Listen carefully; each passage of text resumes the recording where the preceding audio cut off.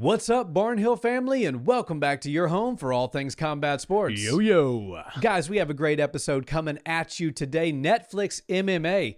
It happened. We're going to talk about the results. Was it a hit? Was it a miss? And will we see Netflix back in the MMA business?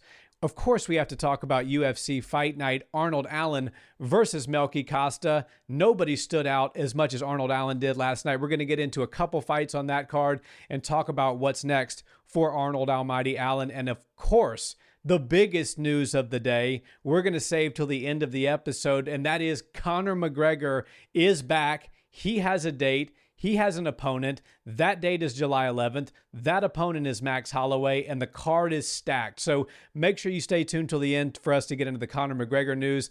Everything will be in the timestamps below, so if there's something you're most interested in hearing about, you'll know where to find it. But Nick, we're going to start with Netflix. Let's do it. Because this is I feel like the most meat on the bone to discuss, right? Yeah. Because there's so much that happened, and some good, some bad, some ugly. So I think we need to get into all of it.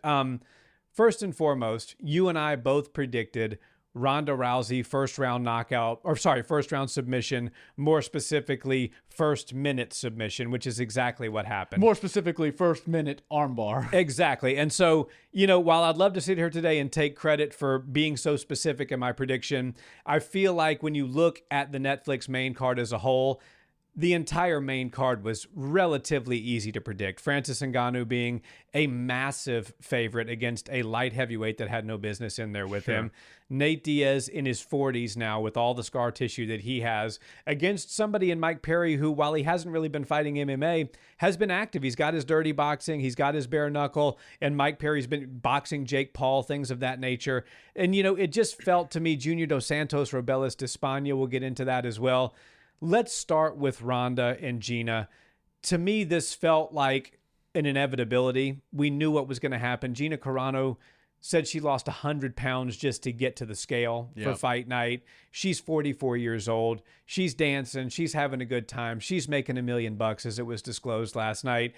But we all kind of saw the writing on the wall, right? Yeah, Gina versus Ronda was the first of, or the last of three main events, which I'm going to go main event, co-main event, feature bout moving forward. But I was very underwhelmed that they didn't even give us a show. They didn't really put on a performance. Ronda Rousey went out, and instead of even looking for a clinch to a hip toss, which is the only miss that I got in the entire prediction, she went straight for the takedown. The Gracie Jiu-Jitsu white belt curriculum to a T is what she nailed, which would have been cool to see against Gina Carano 15 years ago. But now everybody that's been in jiu-jitsu for 6 months can go do exactly what Ronda Rousey did. So, the game evolves so fast, and we're used to seeing so much higher level MMA on a regular basis with the UFC giving us so many events that it felt like we were watching a rerun from the early 2000s, right? Yeah. It missed in a lot of ways for me. And the fact that it lasted 17 seconds is all an indication that Gina Carano really didn't care about the outcome whatsoever. She already got the outcome by losing the 100 pounds. An armbar, if you look at the stats on the most successful types of submissions in the UFC right now and in modern MMA, armbar is among the least successful because it's one of the easiest to get out of. It's one of the easiest to defend. It's one of the easiest to create scrambles off of. And for Ronda Rousey to be able to hit it so easily tells us the level that Gina Carano is at now. I get that people say she was a great fighter back in her day, and she was a trailblazer, no doubt. But realistically, look at the people that were in women's MMA predating women's fighting in the UFC. 20 years ago, there was nobody. There was nobody that fought. They're still having a hard time filling out the 135 division in 2026 in the UFC. So there's just not a lot of women that fight. Now, predate that 20 years, nobody was fighting. You get a cute face girl like Gina Carano. She learns the white belt curriculum and knows how to strike a little bit, did 6 months of cardio kickboxing, and she figured it out. But she hasn't fought in 16 years, so there's no way we realistically thought she was actually evolving with the sport. And I just feel like that I'm happy for the two ladies. They were able to make their bag and get out of there unscathed. It didn't really look like anybody took any sort of damage whatsoever. And Jake Paul kind of pulled the wool over everybody's eyes once again. So my thing with Jake is, as a promoter, he's like 0-1 as an MMA promoter. But he had just gotten so much respect from so many people that weren't ever going to give him respect by fighting Anthony Joshua. And then he just wiped all of that away with promoting this fight, because whether it was staged or not, and I'm not willing to say this was a rigged fight or a staged fight, the reality is the people see this as, oh man, they just sort of played us. And we actually thought this was going to be real. They sold it as if it was going to be real. Ronda kept saying, this is the biggest fight of all time. This is the biggest card of all time. The pure lights that you could see throughout the entire arena indicate that it was not the biggest show of all time. As a matter of fact, I heard it was the worst selling event in the venue's history. So I don't know if that's true or not, but it did look like instead of a packed arena full of people, it was a packed arena full of visible lights that they could display the show around. Well, the main event wasn't staged, in my opinion. Yeah. Everybody's saying that in the comments today. Oh, this was fixed. This was staged. What this was just a massive skill disparity. Yeah. You don't need to stage an event, and this is what I said in the build up to this. You don't need to stage an event when the skill disparity is so stark. Right. If I'm going to get in there and fight Alexander Volkanovski for the 145 belt, I don't need to go to Alex and be like, "Hey, dude, like, let's just make this quick. Don't hurt me, and I'll let you win. I'll let you win this thing." Like, he's like, "Dude, I think I got it. Yeah. Like, I think I've got this under control." And I almost akin it to. And a lot of people are going to hate me for saying this, but it's so true. Bruce Lee. We get in debates sometimes about Bruce Lee and how he would look in the UFC. And I always tell people the same thing.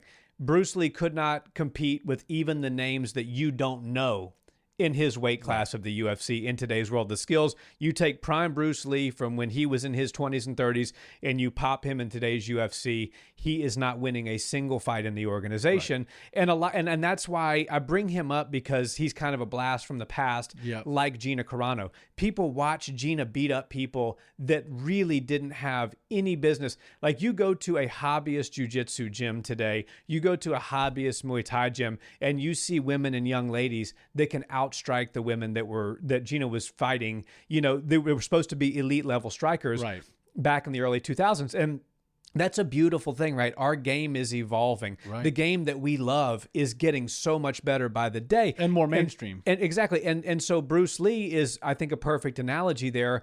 Gina Carano, everybody was holding on to something that wasn't true. Right. They were holding on to that this lady was this fantastic MMA fighter, that had she crossed that loudmouth, brash Ronda Rousey, she would have really shown her a thing or two back in the day. Yeah. And they were holding out every ounce of hope they have because she's beloved like a Bruce Lee. But the reality is the skills were never there. They were never there to the level to beat a medalist in judo who developed that into an MMA game. And Ronda's in her 40s now too. She's not the Ronda of old. And Holly Holm, Amanda Nunes, and everybody that has come thereafter has shown, even Mackenzie Dern's jiu-jitsu far so, you think that she's going to catch Mackenzie Dern, I bring her up because she's the current 115 champion in the UFC, and these ladies fought at 140 something pounds last night. Right. There's 30 pounds of disparity for these ladies. Mackenzie Dern would wipe the floor with both of them. Right. So, and that's not to be a knock on Ronda or Gina. I'm happy that these ladies came out. They made their money. They put on a show. This is the problem I have with the whole Netflix thing before we get into the other fights. Ronda Rousey is coming out and telling UFC hopeful fighters, the kids of the future, if you will, the 16-year-old that's watching Netflix, the 15-year-old, the 18-year-old that's just about to take his pro debut, and even maybe the 22-year-old that's won a few fights, don't sign with the UFC. Right. Don't go and sell yourself short. Sign with an organization that's going to underpay you. Come to me, and we will take you to the promised land, so to speak. Now, why is that a problem? Well, Netflix MMA came and went. MVP's first promotion came and went. I didn't hear an announcement of the second event. No. I didn't hear an extension of the deal with Netflix. I didn't hear which fighters we're going to see next. So you're telling all these kids, come with us and we will pay you right. We will treat you right. We will do you right.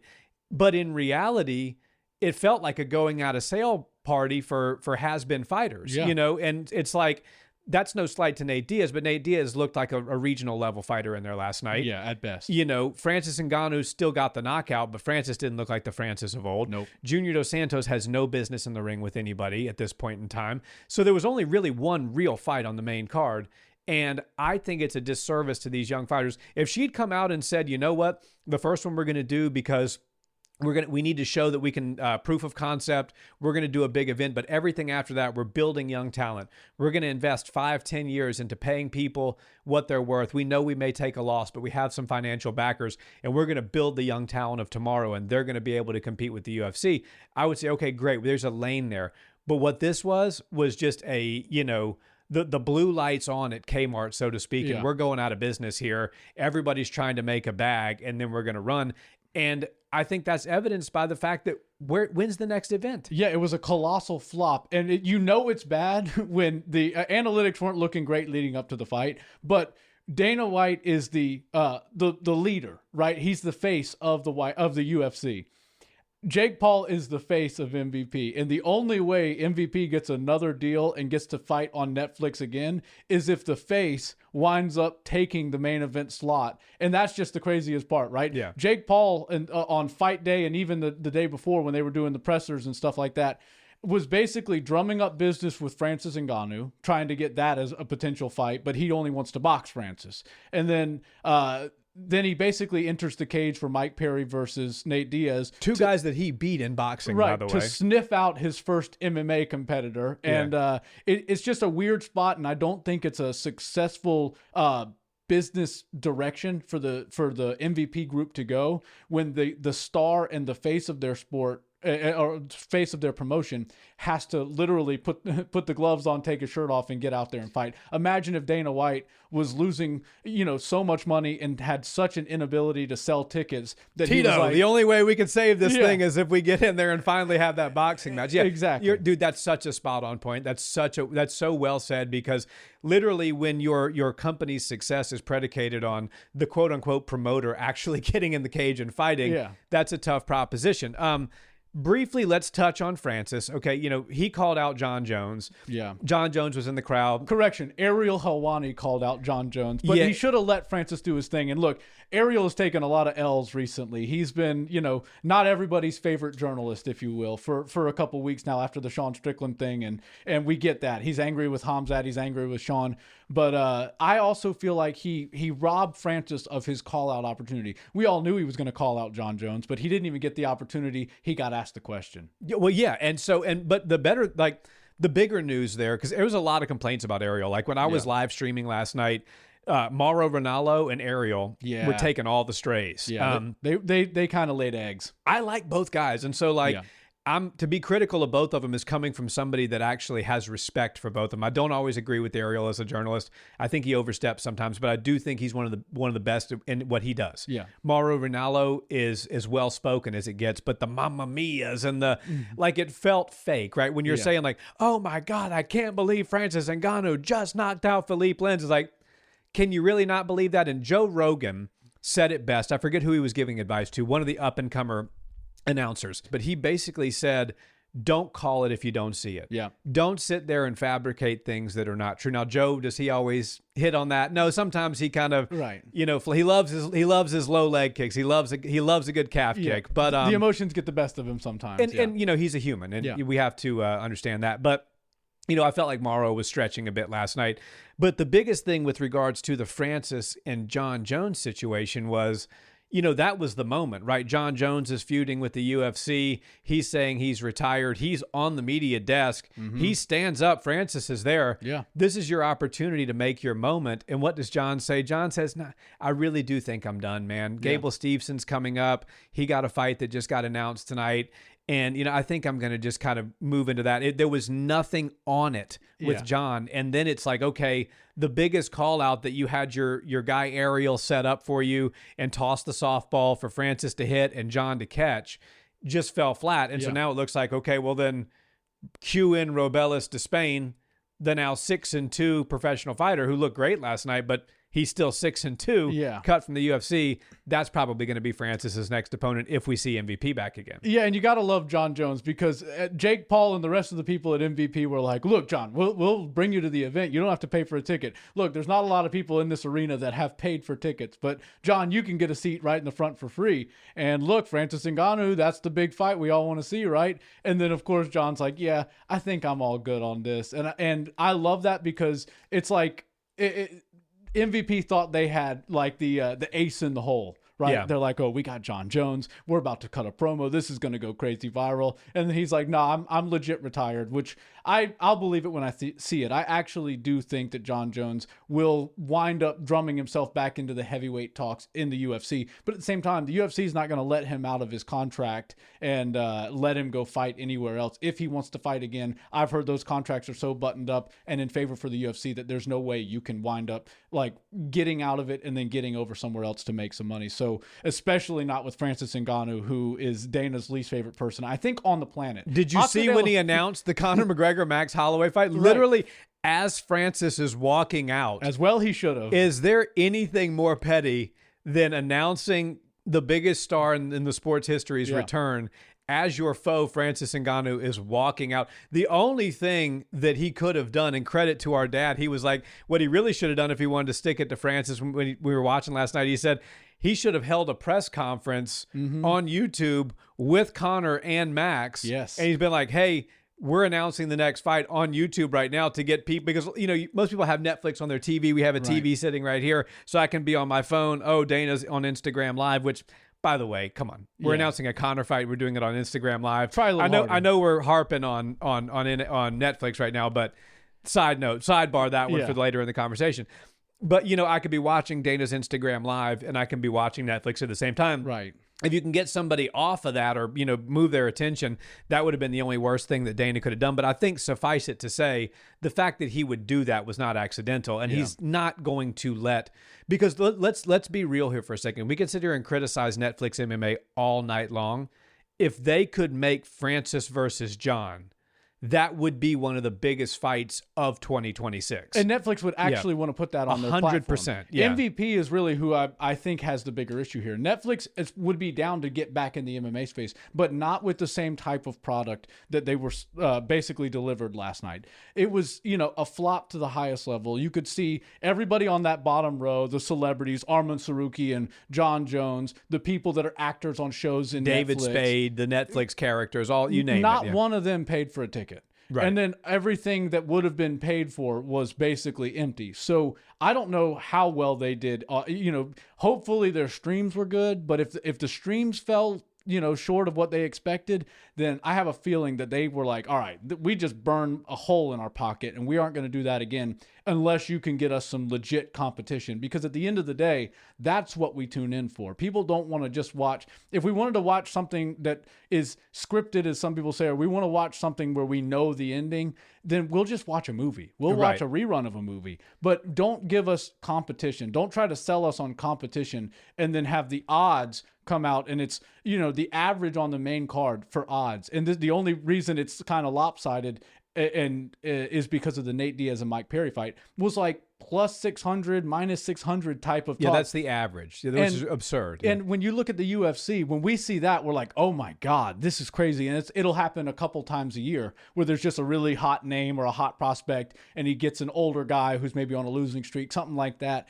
That's when you see minus 600 for somebody in the UFC. But for every fight, to be something ridiculous in the 4-digit numbers, except for money. Diaz and Perry, and that's like, again, that's the only one of the 5 main fights on their card that actually offset the numbers from being just completely astronomical. And you know, I'm like you. I don't think these fights were staged. I certainly don't think Nate Diaz and Mike Perry were staged. And thank God those boys showed up for the event. If they didn't, that fight card would have really felt like a Rob job to the highest level. Francis and Linz was not staged or rigged, but at the same time, Philippe Linz did more to Francis than an aging light heavyweight should have been able to do, if we're being real. Right. And I mean, Francis, you know, obviously he was one of the scariest guys in the world, and he's lost a lot of that, you know, mystique around him. And look, it just seems like the kind of guy who can basically force his way out of every business endeavor that he winds up in. The UFC's like, we don't want anything to do with you. PFL's like, we'll take him. This is great. We're going to have the baddest dude in the world. And then they they have one fight with him over like 3 years. They put on an event in Africa. He doesn't show up. And they're like, all right, we thought this was going to be a good guy, a good business partner. Turns out this is horrible. See you later. And MVP's like, all right, we'll pick up the scraps. We'll grab Francis Ngannou. And that was a disaster as well because there's nobody else for him. Like if MVP... He's making money, God bless him. Good for him. But I don't think he's making money, but he's not making money for the people that are writing the paychecks. That's the problem. That's why he's going to run into a dead end here at some point. And Francis has already run into that dead end because if you look at what the California State Athletic Commission said these guys got paid, but obviously Netflix may be able to shell out a little bit more money if they have any to spare. But Ronda Rousey made $2 million. Francis Ngannou made $1.5 million. Like $1.5 million is not more money than he would have been making with pay-per-view points and guaranteed money in the UFC as the champion. Well, what's Alex? Alex, you just told me Alex's new deal was like $10 million a fight, right? Yeah, or I think it might be something around $5 million, but I heard $10 million. I heard $5 million. I know for a fact how much some of those high-level guys get paid, and it's not my business to disclose, but it's certainly more than what Francis was making. Charles Oliveira just signed an 8-fight deal, and people are saying it's somewhere around the ballpark of $5 to $7 million per fight. So Charles Oliveira is, while one of the best, one of the most loved fighters in the game, if Francis Ngannou is the heavyweight champion of the world and they can really market that and push it and take an event to Africa and all this kind of stuff, like there's more money for him. The heavyweight belt is the most prestigious belt that the UFC has and that somebody can hold. But Francis now proved that he can't compete with the high-level boxers, so I don't see him really getting anybody in that upper echelon that could get him the $20 million again like he got for Joshua and Tyson. He could box Jake Paul. I mean, that's kind of where he's at. Or he can fight Robelis to Spain if they're going to do another MMA promotion. Yeah, but again, like if MMA is the path that he wants to go back into because he really understands he can't compete at the top of boxing, he doesn't have any opponents. He doesn't have any promotion. And the best thing that we're talking about, the best two opponents for the baddest dude in the world is Jake Paul, a guy who just got his jaw broken and came from Disney Channel, or Robelis de Spain, a guy who went 4 in and 4 out of the UFC and couldn't get a winning record and looked terrible, has white belt level jiu-jitsu and grappling skills, and truly only shines against 40-plus-year-olds and guys who have retired from the UFC, mostly in striking like karate combat. Sam Alvey, for example. Yes. Sam was, what, a 50-50 guy at best in the UFC? Yeah. We love Smiling Sam. Exactly. How could you not? Yeah. But Sam Alvey is not a high-level UFC guy at this stage of his career. And, he's also a light heavyweight. Right. And Robelis is enormous. Right. So, I mean, like, imagine if Netflix MMA is like, we're going to have the baddest heavyweight fight of all time. We've got Robelis de Spain. Please forget that he got cut from the UFC because he couldn't string together fighting a 40-year-old Francis Ngannou. Yeah, and fighting Francis Ngannou, who just had, too much trouble for my taste against Philippe Lins, another guy who didn't get re-signed to the UFC and came from 65 pounds lighter than the division that Francis fought in. Like, realistically, this is not a high-level competition. This is not a promotion that is putting on events that the hardcore fans, or for that matter, the casual fans, are really all that interested in. And at the end of the day, I think MVP is going to have a hard time finding a home for their next event. I just can't see it being Netflix because Netflix is all about making money, and they know that they can put on dating shows, they can put on, reality TV, they can make movies, they can get comedy specials and bring in tons of money. Big boxing matches too. Yeah, I mean, Joshua versus Fury, that's a real big boy boxing match. Yeah. That's Britain's heavyweight showdown. Yeah. So like the Giza, we've got Rico Verhoeven fighting Alexander Usyk. Yeah. And I know Verhoeven's coming from a different sport, but that's exciting. These are big, high-profile boxing fights. Right. And, even with Regis Prograis versus Conor Benn. Yeah. So, obviously the top end of that card with, I forget the gentleman's name that Tyson Fury fought. But suffice it to say, these are not your one-off Netflix fights. These are people that are, aside from Regis, who rightfully retired after this. Conor Benn's not going out of business anytime soon. Right. Tyson Fury's back for a little while. Right. Anthony Joshua is going to stick around for a little while. So Usyk probably will as well. Whereas last night really felt like a true going out of business sale. But I want to get, before we move into the UFC, because I do want to talk about, I feel like Netflix is taking the cloud from last night because of the big name value. And I feel bad for Melquizael Costa and Arnold Allen, who probably lost a little bit of shine on what was a fantastic fight. Choi looking excellent. So I do want to talk about them. But before I do, just two quick things. To me, the winner of the night, Mike Perry. 100%. Mike is still 34 years old. Mike got in there and he beat Nate's ass. He looked good. He's good on the mic. Mike Perry's stock rose last night. Yes. Nate Diaz, in my opinion, needs to stop fighting. He looked like a regional level fighter that can't manage the scar tissue. He's cut to pieces every fight. He looked slow. Yeah. He looked like his shots were very labored and telegraphed. He even said I had nothing for him after the second round. I was fine with the stoppage. Right. Nate Diaz is a game fighter. For him to say that, I think the time has come for Nate Diaz to call it a day on the MMA career. Do you disagree with either of those statements? I love Nate Diaz, but Nate Diaz no longer needs to be fighting, period, end of story. I mean, he's in his 40s now, and the thing about the Diaz brothers, and I don't want to sound harsh about this, but like, they had such a lure and a mystique around them. Like, they're the baddest boys. They're the Stockton bros. Like, they'll slap you in the face, and their jiu-jitsu's really good, so if you want to take them to the ground, they can submit you. And also, they'll flick you off while they do it. Yeah, you know what I mean? And they're super durable, right? They're going to take a punch against anybody in the world. We're at a point now where if those guys would have had like and I hate to say this, but like if they would have been like the MMA equivalent of like a Kurt Cobain, right? Where imagine if they were no longer with us, then we'd be like, oh man, Nate Diaz would still beat Islam Makhachev. Nate Diaz would You're still talking beat, about the allure. You're talking about the myth of the Diaz boys. Right. But the fact that we're seeing them compete and not be competitive against guys, again, like Mike Perry, who is, I love Mike Perry. I will always tune in when Mike Perry fights. Bare knuckle, MMA, boxing, whatever it is. I'm a fan of Mike Perry. But Mike Perry is not the most high-level guy in the world. And so this fight between Perry and Diaz, to me, felt like an audition to get Nate Diaz back to the UFC. And Dana even said in a press conference not long ago, like, yeah, I'm happy for Nate. He's a friend of mine. They offered him something that he couldn't refuse. So I'm happy for him. And I'm not going to close the door on him ever coming back to the UFC because he's a star. And at the end of the day, I'm down to give a guy that's been a long-time company man another crack. But I can guarantee you Dana White wants nothing to do with Nate Diaz fighting in the UFC again after that performance. That was so lackluster, and I thought for sure maybe he was going to like shake off the cobwebs, come out and give us a good show. He didn't even try. He didn't even look like he actually cared to be in there. He was there to collect a check and get out of there. And look, Mike Perry rose to the occasion. So just to talk about the fight itself, it was the fight of the night. If it wasn't on that card, it would have been the worst MMA card in quite some time. But Mike Perry and Nate Diaz showed up, did what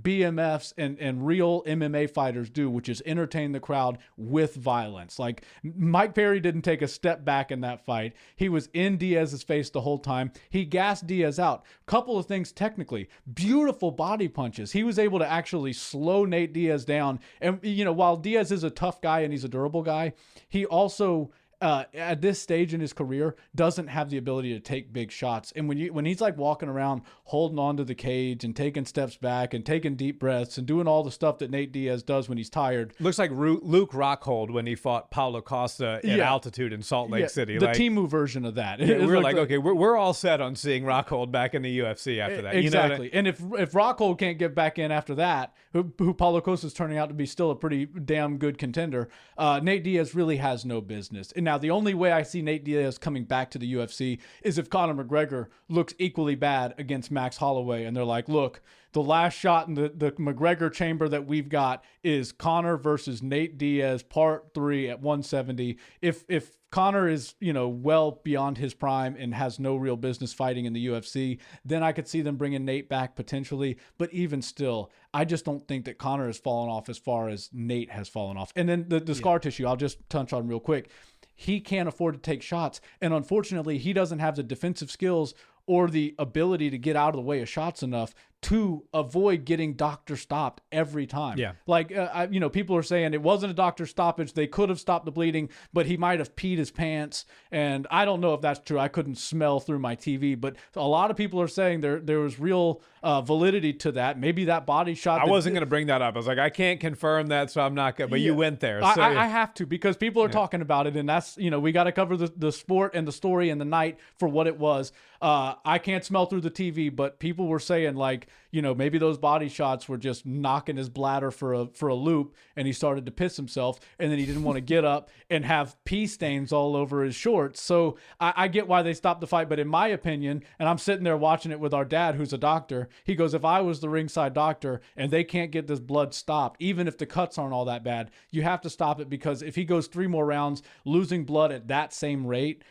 he's going to need a blood transfusion. He's going to need some blood put into his body after this. And look, Mike Perry was covered in blood, but it wasn't his blood. It was Nate Diaz's blood. Nate had like puddles of blood all over himself and all over the cage. I thought it was, it sucks to watch some of your heroes go out like that, but this sport is unforgiving, and Nate Diaz no longer needs to fight, unfortunately. Yeah. We're in complete agreement there. Mike Perry was definitely the winner of the night. Just one quick thing, though. One thing I don't 100% agree on.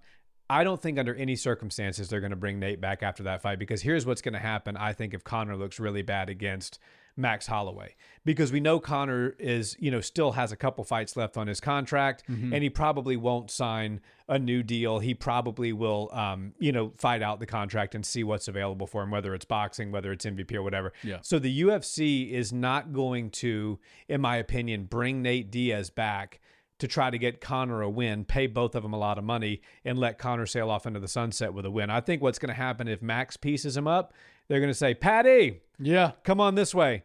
You want to headline a stadium in England? You want to build your name? You want to build your star? Yep. There you have it. Conor McGregor versus Paddy Pimblett. And Conor can retire with a short flight home from England over to Ireland. Exactly. Or They're not in the UFC now that MVP has made it very clear that they shot missiles at the UFC last night. Like, we're ready to compete with you. Okay, great. John Jones ain't getting out of his contract. Yep. Conor McGregor ain't getting out unscathed. I mean, it was confirmed, right, that Conor was offered Carlos Prates and said yes. So, which is badass on Conor's part, by the way.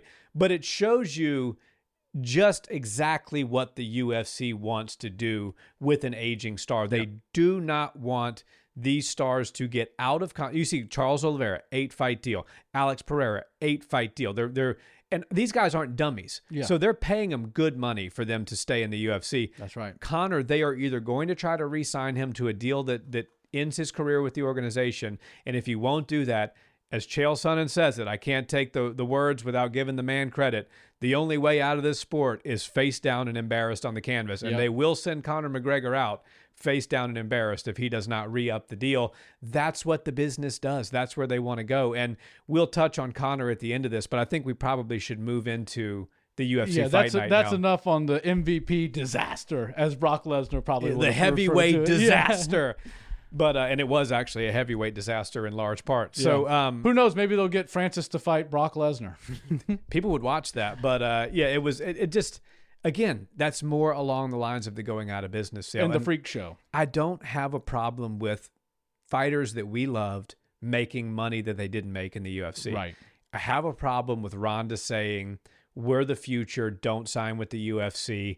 Come with us, we'll make you rich. Yeah. And then they do what they did last night with absolutely no setup for what's next. Right. That's what I have the crux of my problem is with. And if any young fighter does follow that, guess what? They're not going to get the best treatment when they do wind up unemployed through MVP because they can't get events going on, but maybe once a year, if that. And then they go over to the UFC and the UFC goes, oh, you thought the grass was greener on the other side? Here's some undefeated prospects from Dagestan. Give us your 4 fights. You're going to go 0-4, and then we're going to send you packing with a grand total of $40,000 in your pocket. There you go. Congrats. Yeah. So, well said. So enough on that. Yeah. And I think the biggest thing too, because I was going back and forth on the live stream last night from Paramount to Netflix, is the level. The level is just, when you watch Melquizael Costa versus Arnold Allen, and didn't you think about what John Silva did to Arnold Allen? Yeah.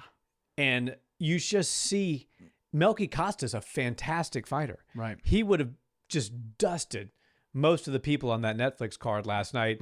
He could, I think somebody had it a 50-44, but I think 50-45 was the right call. Yeah. Arnold Allen showed up and showed out. It was very important. He had an 18-month layoff, and then he came back and suffered a loss. Yeah. So Arnold Allen was starting to feel like, is this guy going to be the top 10 gatekeeper, or is he going to be somebody that could be a potential challenger for the belt like we thought he could have been before that layoff? And I'm not ready to say he's ready to be in a number one contenders match, but he was 7 last night. He certainly should be no further back than that. Yeah. I think Arnold Allen falls to maybe 6, maybe 5. So he's a legit top 5 sort of guy at this point again. Yeah, and Arnold Allen proved to us that experience with tough opposition is the best thing you can have on your resume. He has fought the who's who at featherweight, and Melky Costa had not, right? Melky had a better win streak, and he's been finishing people with some really nice techniques and submissions and kicks to the face and kicks to the body, all that kind of stuff. We like Costa, and I thought for sure he could give Arnold Allen some problems. But aside from being durable, he had absolutely nothing for Arnold Allen. Arnold showed us, like, look, those years in the cage I spent training, getting ready for people like Max Holloway and the who's who of 145 have made me such a better fighter than these guys who are, getting a win streak outside of the top 15 and then coming in and then they run into a very difficult night in the office. And Arnold Allen, while he's, fallen short against the best fighters in the world, he's still proving that his skills are very good. They're that of a top 10 fighter in the UFC's featherweight division, which is stacked. And I thought his technique and his game plan really shined. I thought he looked very sharp. He's always staying behind his jab. He moves laterally very well. And he was able to put some serious pop on his shot and land a bunch. The problem is Melky Costa just has a granite chin. How tough is that guy? Yeah, huh? tough. And even the ground stuff, he was, because he's a longer, lanky guy and he has pretty slick stuff and submissions. We saw that in the first round. Like, he was able to scramble a little bit. But once I saw Arnold Allen moving from top position to top position, sort of just floating around and making sure he ended up in the scrambles in more dominant position, I was like, okay, Melky can't be looking for submission from the bottom. He can't be looking to try to, roll jujitsu with Arnold Allen. He's got to bite down on his mouthpiece, get into a fight. And when the fight does go towards the ground or goes to a takedown attempt, you got to start to scramble and avoid going to the ground at all costs. Because if you're complacent, sitting on your back and letting Arnold Allen, who's an absolute beast in a unit, start to land big shots on you, you're going to eat too much damage. And that was what happened. He gassed out. Melky showed a lot of heart and grit to get to the end of the fight. But at the same time, he proved that Arnold Allen is levels above him. Yeah, I mean, Arnold Allen, I was talking about this last night when we were live chatting, watching the fight. He won that fight with straight punches and a really good low leg kick and some great grappling. And he was upset with himself too. He's like, I needed to finish because I don't know what these judges are thinking these days, which if any judge would have seen that any other way besides 50-45 in favor of Arnold Allen, they would have been a blind man. Then we need the bank statements. Yeah. We need the phone. We need the phone records, the texts. 100%. Anybody that calls that for Melky Costa, there's something sinister going on there. Yeah. Luckily, we didn't have any funny business with Right. that. But I think Arnold Allen really showed us, and Ilia Topuria shows us this time and time again when he goes out there, how important the fundamentals are. Yeah. And with Duho Choi, who we're going to talk about next, that finishing sequence. Arnold Allen had the most beautiful timed 1-2 that he was working all night. He was feinting it well. He had good head movement, straight punches, 1-2, low leg kick, really good grappling, really good reversals. His pressure was good all night. He won that fight last night with meat and potatoes, and he did it in the best way possible against Melky Costa is going to still have a good career, believe you me. Yeah. And I think this win for Arnold Allen is going to age like fine wine when we see where Melky goes from here.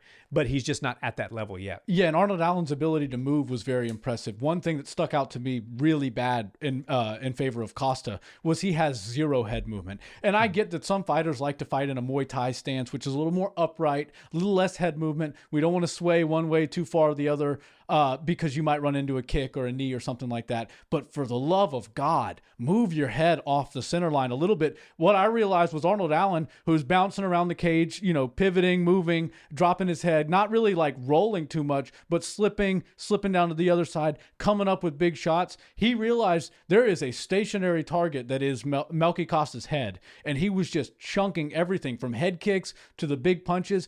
He knew that the head wasn't going anywhere, and Melky Costa was just standing there like a heavy bag. It was frustrating to watch, and if you go back and rewatch the fight, you can see Melky Costa's head right here, Arnold Allen's head right here, and when they're in range to fight with each other, Arnold Allen's head is moving like this. It's changing angles. It's going off the center line. It's level changing. Melky Costa's head stayed there the entire time. He'd adjust his feet a little and he would stay there. And I was like, man, that is so frustrating. And if you're his coach, you got to get him in some 16-ounce gloves. Go let him do some pure boxing sparring. Take the shin pads off. Let him get after it as far as just the hands are concerned. Because if you have good hands, usually that requires getting good head movement. And unfortunately, a Muay Thai style like that is just a stationary target for a guy who likes to cover distance, blitz in, and throw heavy hands. Arnold Allen looked amazing. Yeah, that's the one downside with Muay Thai. I'm a big fan of Muay Thai, and I think it's effective in MMA. Look at Alex Pereira, people like that. But if you look at Alex, they've adopted really good head movement. Alex Pereira, when he's moving in, his head movement is superb. Yeah. So if you take the Muay Thai base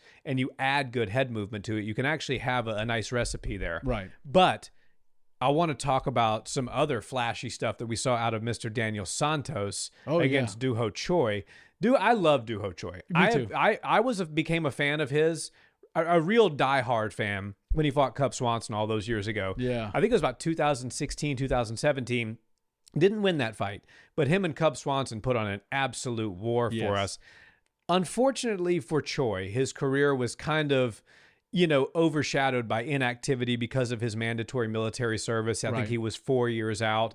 Then he did come back, but in 2024, I believe it was, but then he had a 2-year layoff again. So he's 35 years old now. I still think of Choi as the Wonder Boy, like the Korean Superboy. Yeah. And he looks about 21 years old. But he's 35 now, Babyface. No, I love Doo Ho Choi. And, he had a difficult night in the office because Santos looked like he was auditioning for a Mortal Kombat role in the new Mortal Kombat movie. Like, as soon as the fight started, you see a spinning heel kick followed by another kick to the head, and a bunch of kicks followed that. In the first 30 seconds of the fight, he's just chunking everything. I'm like, man, this guy thinks he's like a real-life ninja or something like that. But Doo Ho Choi was able to show durability, which he's got a granite chin as well. Him and Melky both showed crazy chins and durability.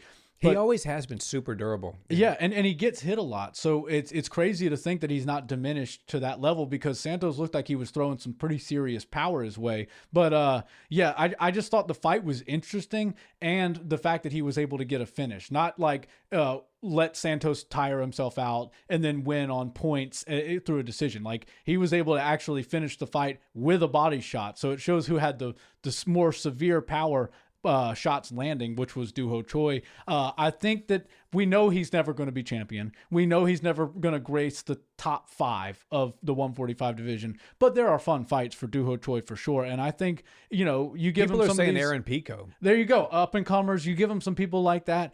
Aaron Pico might be a little bit tough, but at the same time, we haven't seen Aaron Pico beat anybody that's not a Bellator retiree. A retiree, essentially. Yeah. And Pitbull had no business being in that octagon. He looked horrible. But Aaron Pico versus Doo Ho Choi would actually be pretty fun.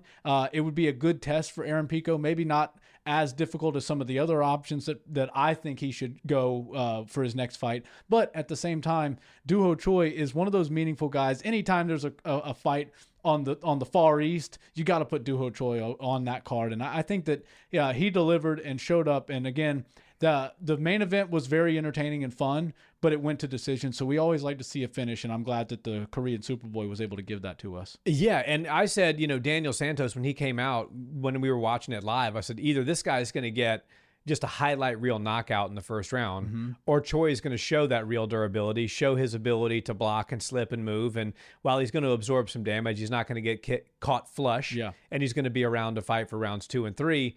And I said, there's no way that Daniel Santos is going to be able to keep this pace for 15 minutes. Right. So I hope he's got a plan for when Doo Ho Choi is able to unload his offense, and it proved that he wasn't. Doo Ho Choi has great boxing. That finishing sequence I absolutely loved. The double 1-2 to get the hands up. 2 of those 3 punches landed, and then just the liver shot. Right. Once you get the hands up, sometimes you want to lower the guard so you can hit the head. Sometimes you want to raise the guard so you can go to the body. And not enough people go to the body with real effect. Right. Doo Ho Choi had a beautiful body shot last night that was the finisher. Yeah. Daniel Santos could not stand up for that. And I think that Aaron Pico has shown really good boxing. I think Choi showed really good boxing last night. I think Choi showed that he is down to throw down in an absolute war. And we've seen Aaron Pico waver in wars at times. So I think that is a beautiful next fight for Aaron Pico, because Choi is going to bring out the dog. Let's see if Aaron says, I have that dog in me. I can bite down. I can do it. Doo-Ho Choi's the guy to find out if that's true. So I love Pico versus Choi. Yeah, both of them get hit a lot, and one of them's far more durable than the other. So if Aaron Pico can't avoid getting punched in the face by Doo-Ho Choi, he could wind up unconscious like he did many times over in Bellator. But I think that's a great fight. And the thing, moreover, for me is, yes, Aaron Pico deserves to have a fun next fight, but Doo-Ho Choi also deserves a little notoriety, and we know that Aaron Pico is getting the kind of treatment that they prefer him over in the UFC. They want him to win, and so they're giving him good slots on decent cards. And if you give Doo-Ho Choi that, I wouldn't be mad at it for a second. No, and I realize now we're making, what's next. And I know you'll do your Matchmaker Monday. Guys, if you haven't tuned in, Nick does a live stream every Monday night at 8 p.m. Central, Matchmaker Monday, where he basically looks at the landscape. Probably, I guess you'll look at Netflix MMA and the UFC, and he'll make some matchups, do a live stream for about an hour, hour and a half. So make sure you tune in for that. Come on. But Yair Rodriguez, that was who Arnold Allen called out. I realized we blushed over that. So I actually love that fight. I think Yair brings some, diversity with the kicks, the odd movement. Arnold Allen is your, straightforward meat and potatoes guy. I love that fight, actually. I think that's a really good next fight for Allen. Yeah, I agree. I'd be down for that fight, no problem. And last thing I want to touch on before we move into the news of International Fight Week is Malcolm Wellmaker, because perhaps the person that suffered the biggest L of the entire night, Netflix and UFC, was Malcolm Wellmaker, maybe notwithstanding Gina Carano, but I don't think Malcolm got paid nearly as well as Gina Carano did. And also didn't expect to lose. And didn't expect to lose last night. Juan Diaz, this was Malcolm Wellmaker. Okay, a lot of people were saying fraud check after the loss, but we knew he had power. Yeah. And so it's like, can he grapple? Is that the problem? Is it grappling? And while obviously he was submitted, so grappling, yes, the answer is yes, that is the problem. The bigger thing to me, and the more concerning thing, if you're in the camp of Malcolm Wellmaker, is he lost the striking too. Yeah. And he lost that front foot battle to Juan Diaz all night long. When they were in opposite stances, you saw Juan Diaz get to the outside, circle away from the power, work a beautiful jab, work a beautiful body kick. Malcolm Wellmaker really had nothing for him, and that's very concerning. Not to take anything away from Diaz, he's a good young prospect, but when you're touting a guy as the next big thing at bantamweight, you should be able to easily defeat an opponent like Juan Diaz. Well, and Juan Diaz is 15-1, so I don't see how they were expecting him to not be a difficult night for Malcolm Wellmaker, especially coming off a loss. Malcolm is one of those guys that he got the star treatment early. His second, or I think it was his second fight in the UFC, was a clear opportunity for him to shine at Madison Square Garden. They don't just give that away. No. And it's a far fall when you wind up going from Madison Square Garden to being on an Apex card that is kind of just a filler card to the highest level. And Malcolm showed us that he's not able to find his footing, and there's people that know this sport and study this sport, great camps out there, especially guys like Diaz, who clearly come from a good camp that understands how to break down a fighter. Malcolm Wellmaker has his big shots. He knows how to throw a hook real well. He's got power in his two.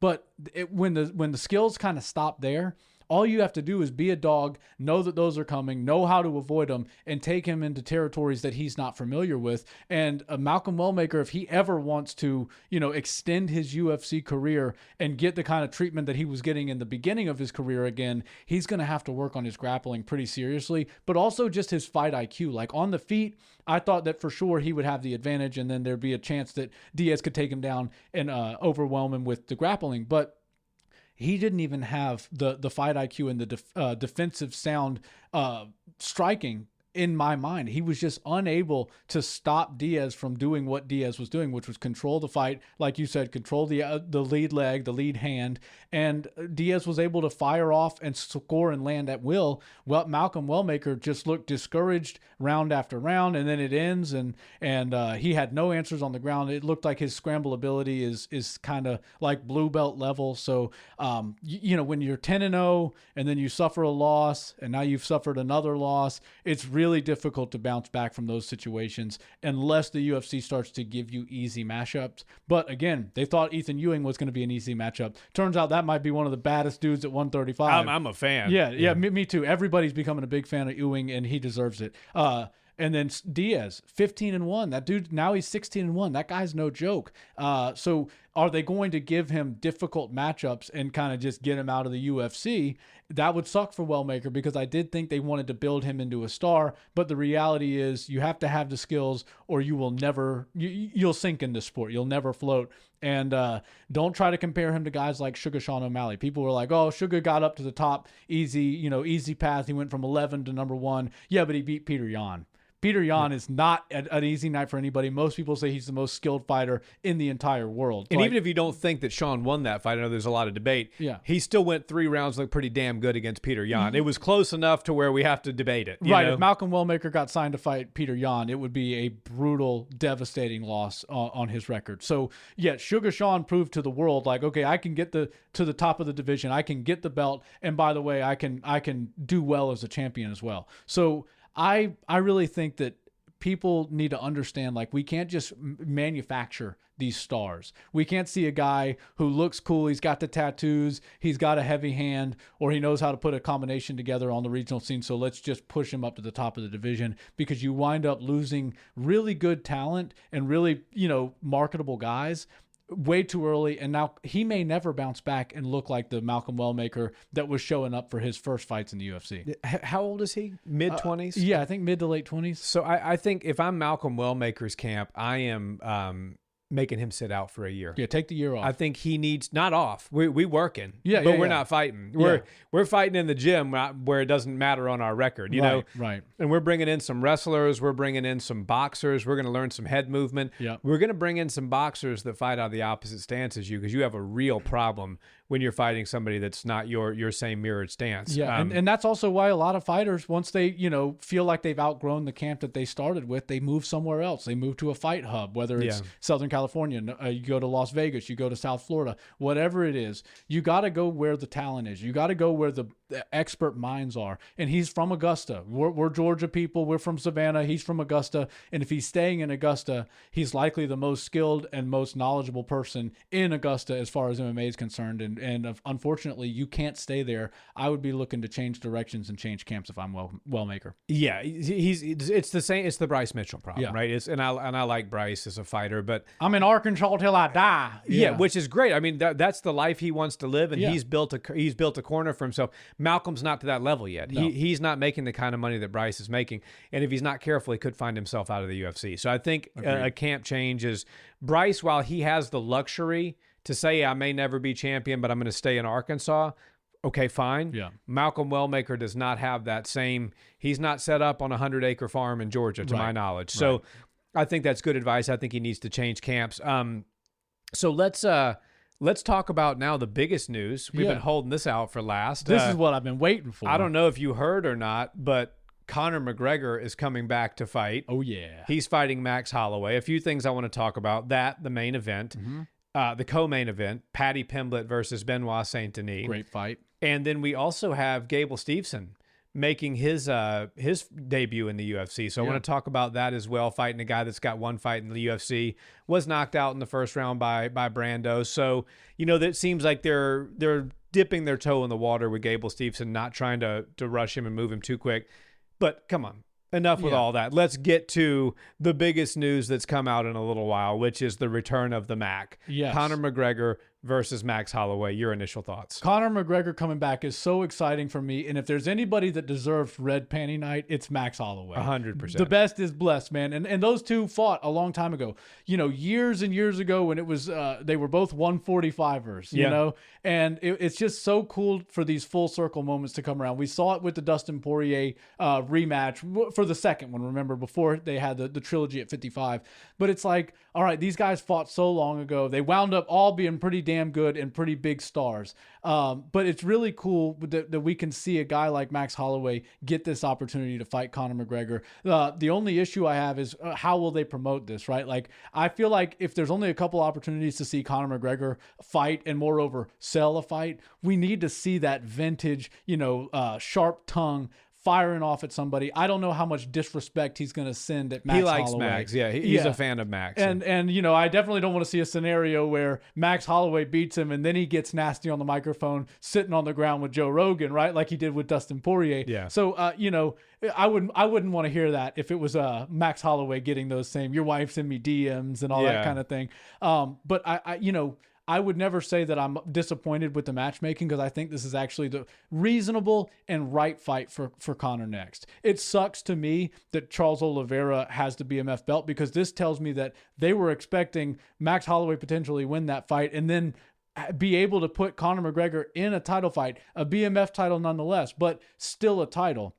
And unfortunately, that's not the case. I wonder if it's true or not that Conor's actually asking for 3 rounds for the main event instead of 5. I don't love that. That tells me that maybe he's not conditioned or not taking the training camp as seriously as he should. But Max Holloway is built for 5 rounds. I assume this will be 5 rounds. And I hope Conor McGregor doesn't look like Nate Diaz did this past weekend. I hope he comes out looking sharp and actually gives us a couple more fun fights before he retires. Well, he's asking for 3 because rounds 4 and 5 would be disastrous if it goes to that level. I mean, and he's never been a long cardio guy, No. right? He's always been a prolific finisher, great knockout power in his hands. And honestly, if he's catching Max Holloway at the right time, it would be now, because Max has been finished. We actually have seen him get knocked out. So will Max be chinny following the big loss to Ilia Topuria? Now his confidence is down after the Charles Oliveira loss in the BMF title fight. So if there was ever a time to catch Max Holloway at his worst, Conor McGregor landed the plane right on time. Well, I think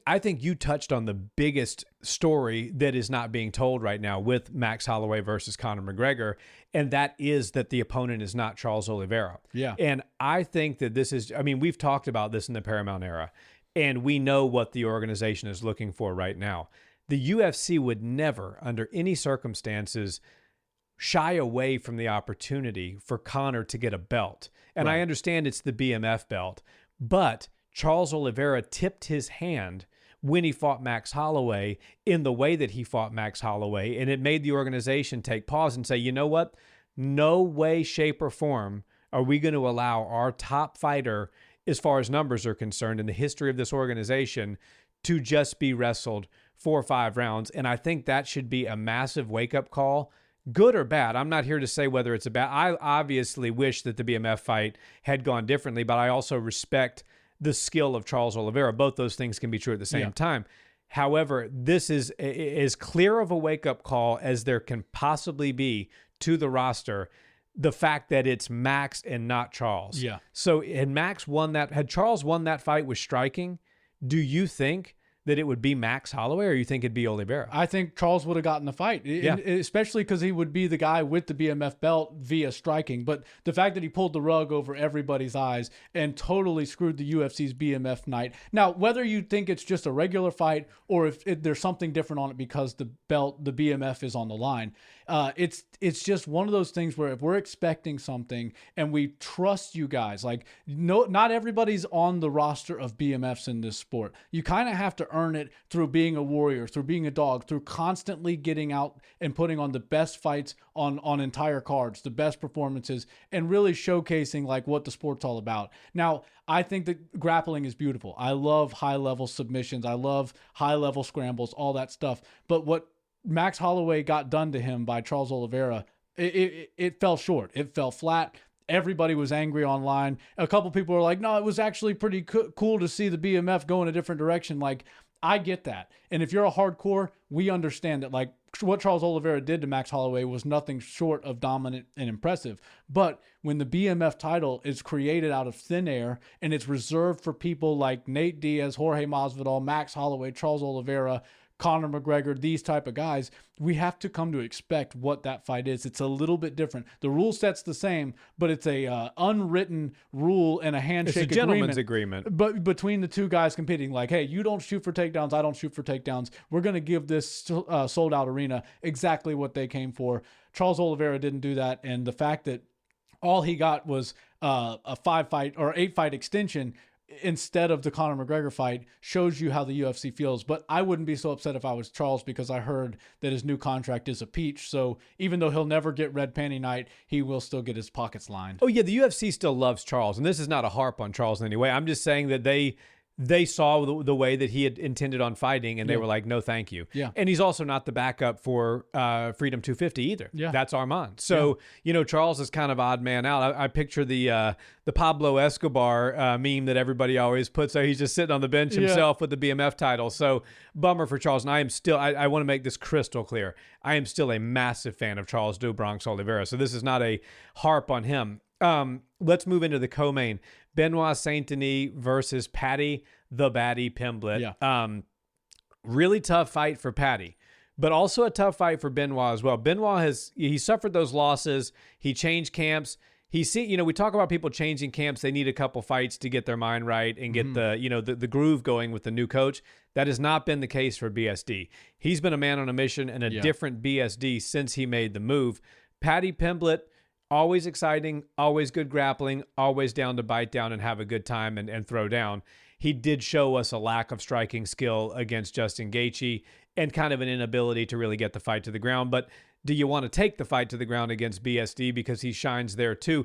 This is a tough fight for Pimblett, in my opinion. Yeah, and I was looking forward to them announcing this fight because he was eating like a baguette and wearing a French hat. Yeah, during a video a few weeks ago. So I'm sure the UFC's like, hey, bro, don't just give it up that easily. Like, I'm down with some subliminal messaging going on in some of your YouTube videos, but damn. Maybe a French Montana song playing in the background or something. We got to really go with a deep cut to like figure it out. Make the people scratch their head a little bit. As soon as he took a bite out of a baguette, I'm like, all right, BSD's his next opponent. I think this is a horrible matchup though for Paddy the Baddy because BSD is a freak on the ground. He's very strong. He knows how to control positions, and I'd venture to say he's a better takedown artist than Paddy the Baddy. So whoever can control the ground aspect likely will have to come from the takedown attempts or the cage work, and I would venture to say that BSD's better there. The other thing is neither of them are the highest level strikers in the in the 155 division.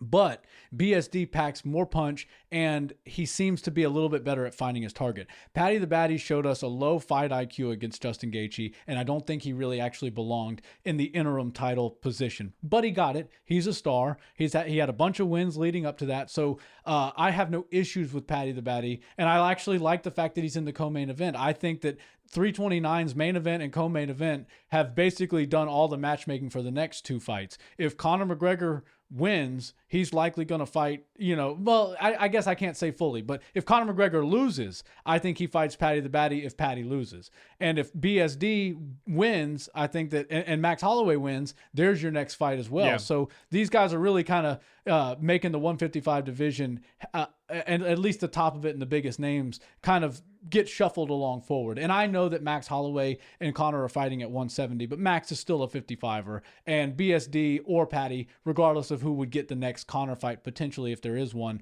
would be more than happy to not cut 15 extra pounds and take it at welterweight. So I see this fight as four lightweights competing, and winners will fight winners, losers will fight losers most likely. But I think this is a very tough fight for Paddy the Baddy. Well, and I don't think it was officially announced, and they may never officially announce it, but Paddy the Baddy's the backup fighter for Max and Conor, right? 100%. Like if something falls out on the main event, that's who's going in that slot. Yeah. So, I think it's a great position for Paddy to be in. Now, you mentioned BSD having more power, and I don't disagree with you, but BSD's been knocked out, and Paddy swears, and he's been right so far, that Scousers cannot be knocked out. So this is like the rock and the hard place, right? Yeah. If these two start trading on the feet, Benoit's got the power, but so does Paddy, in fairness, and Benoit doesn't have the chin Paddy has. So that's what makes it interesting for me. Yeah, I think it'll be a fun fight, and I think these guys will absolutely throw down. They call BSD the god of war, right? Yeah. Like he's always down to just get out there and throw down. Obviously his grappling is very good, but he's not the kind of guy that sells out for a takedown. He doesn't have to force the fight to the ground. Recently it feels like he's game planning to get the fights to the ground and exploit somebody's weaknesses on the ground. But he's also totally down to oblige and throw down with a guy like Paddy the Baddy. Also, Paddy not being the sharpest striker and being very available to be hit tells me that BSD might be looking to be the first guy to knock out the Scouser. Yeah, for sure. And so one more that I want to talk about, obviously the whole main card, the undercard, everything's stacked, but we have some time. So we'll do build-ups, we'll do deep dives, we'll do everything that everybody knows that we do on this channel. Today's just kind of like a first glance, but Gable Steveson versus Elisha Elson. That's going to be his first fight. Ellison, one fight in the UFC. It was a knockout. He lost in the first round. Obviously, the writing's kind of on the wall here. I would expect Gable to be just a runaway favorite in this one. Thoughts on not so much the fight, because we kind of know, I mean, it's MMA. Anything can happen. And we have seen before levels when people go to the UFC, they have the jitters. But the writing is on the wall for what's going to happen here. So not so much like your thoughts on what's going to happen, but the fact that, we had thought that some people thought he was going to give Gable Steveson, and when I say he, I mean Dana White and the matchmakers, was going to give Gable like a top 15 guy right out of the gate. And that's not the case. No, it's certainly not, but it shows you exactly what they see in Gable Steveson. He is what the heavyweight division needs. And all he needs is about 3 wins to get himself into the top 10. And then from then on, it's basically open season for him to try to get to the top. I'm sure they'd love to wrap a heavyweight belt around his waist at some point. And the fact that they're putting him on Conor McGregor's card, remember, we don't get those very often these days, but when they do come, you better believe they're still going to wind up breaking records and being some of the biggest events the UFC can possibly put on. So to start the card with Gable Steveson is a very good indication that they see a lot of promise in Gable. I don't think that this is a bad matchup for him. I think this is a great way to get a big knockout. While his wrestling is incredible, I also think it's good to showcase a highlight reel knockout if possible. And look, he might not have the most experience on the feet, but we have seen him knock people out pretty brutally. And the beauty about his skill set is he's not afraid of anybody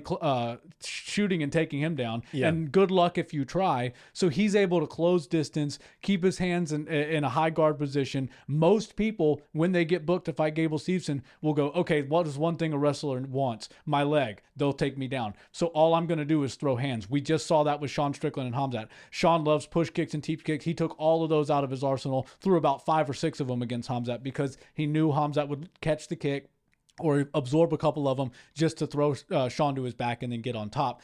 So I predict that everybody that Gable Steveson fights for the next few fights is going to avoid kicking him, try to get into striking with their hands primarily with him because they know they can't last on the ground very long either. And not to say his submissions are great, but just his ground and pound would be overwhelming from dominant positions, which we know he'd get.